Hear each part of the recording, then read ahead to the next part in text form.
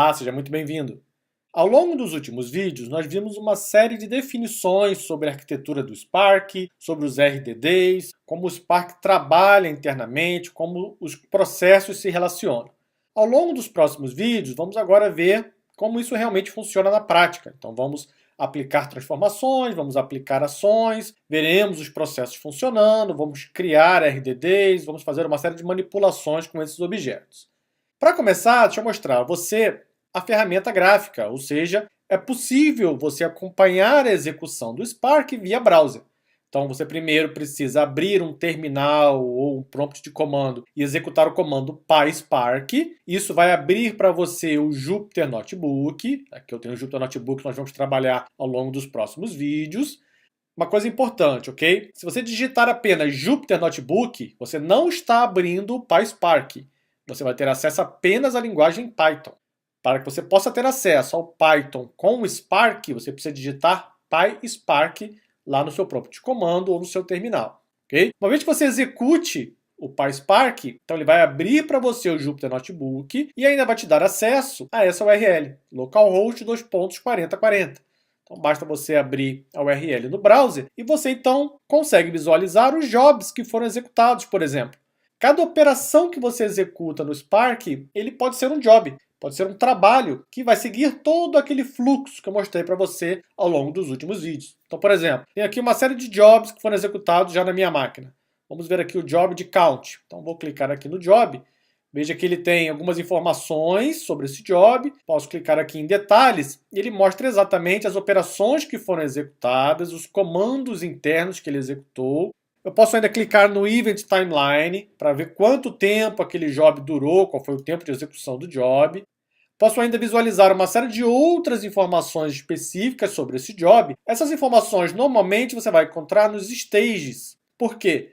Cada job, na verdade, é um conjunto de etapas, um conjunto de ações que são executadas. Então você pode aqui em stages acompanhar todas essas operações.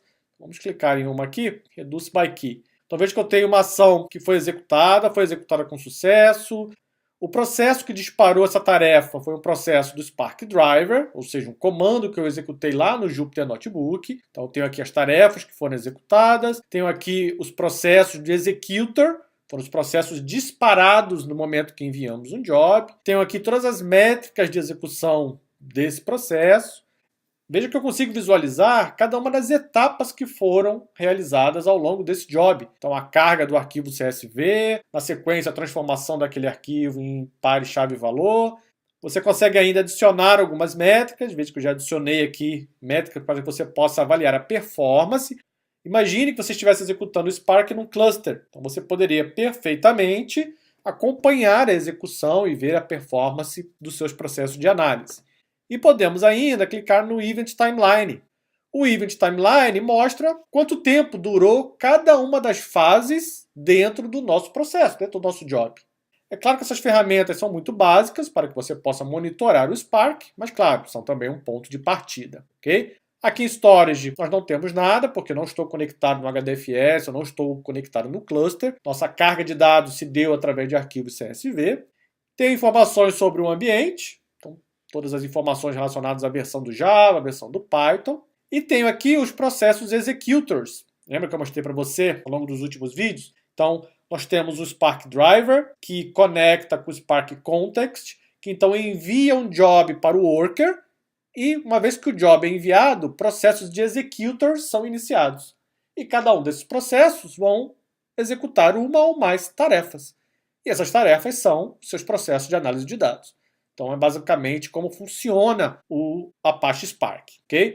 No próximo capítulo, nós vamos estudar o SQL.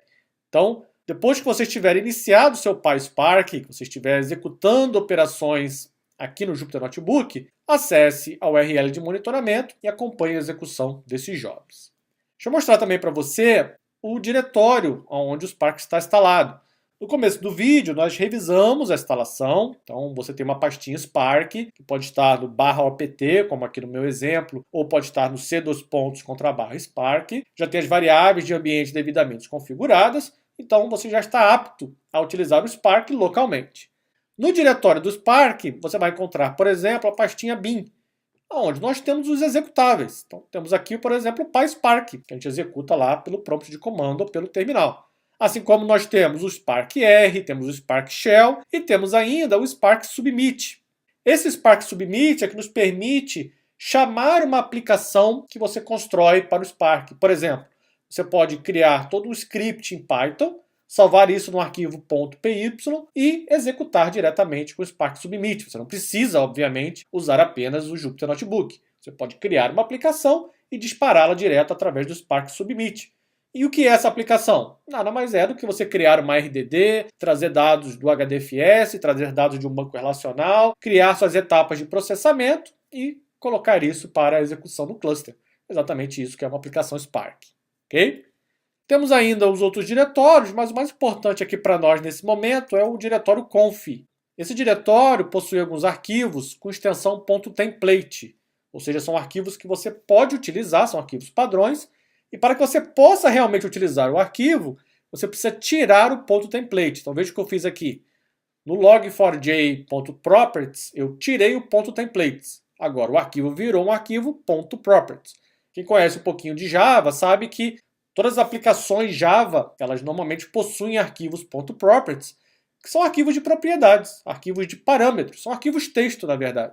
Você coloca lá uma série de parâmetros que vão ajudar a manipular a sua aplicação. Nesse caso, o arquivo log4j.properties, ele define os níveis de informação que você vai ter a partir do Spark. Então, deixa eu abrir aqui o arquivo para te mostrar.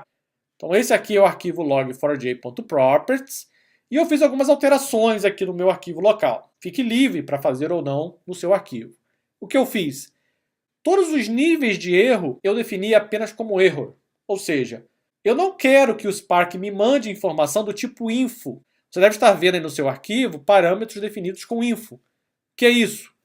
O Spark vai ficar o tempo todo no console ou até mesmo no Jupyter Notebook disparando informações. Olha, esse processo foi executado. Olha, esse processo foi ok. Olha, isso aqui está funcionando. Olha, isso aqui está ok.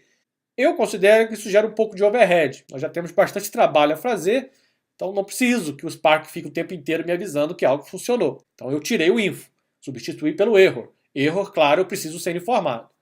E eu tirei ainda os warnings. Então, você vai encontrar também aí no arquivo, no seu arquivo padrão, que alguns desses parâmetros estão definidos como warning, ou seja, um aviso. Olha, isso não é um erro, mas fique atento.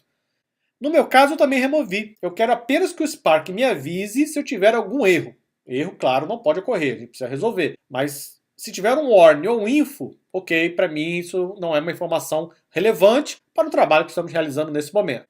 Além disso, eu também adicionei uma classe específica para o PySpark. Então veja que essa linha ela não tem no seu arquivo aí, no seu arquivo padrão. Eu adicionei no momento que eu modifiquei esse arquivo .properties. Então recomendo também que você adicione, pois assim você terá informações específicas no momento que você estiver executando o PySpark. Perfeito? Esses arquivos de properties, eles possuem ainda outros parâmetros. Depois eu sugiro a você que explore um pouco mais esses arquivos. Se você quiser usar um desses arquivos, basta você tirar o .template. E aí você pode fazer algumas alterações de parâmetros. Depois, num ambiente de produção, com certeza teríamos que fazer algumas customizações para o nosso ambiente de desenvolvimento. Basta você explorar e conhecer um pouquinho o que esses arquivos oferecem. O arquivo .template também pode ser aberto no bloco de notas, ou no Sublime, ou qualquer outro editor de texto. Ok? E se você quiser usar o arquivo, remova o .template. No próximo vídeo, eu vou explicar a você o que é a transformação. Então vamos executar operações de transformação aqui no Jupyter Notebook utilizando o PySpark. Obrigado e até o próximo vídeo.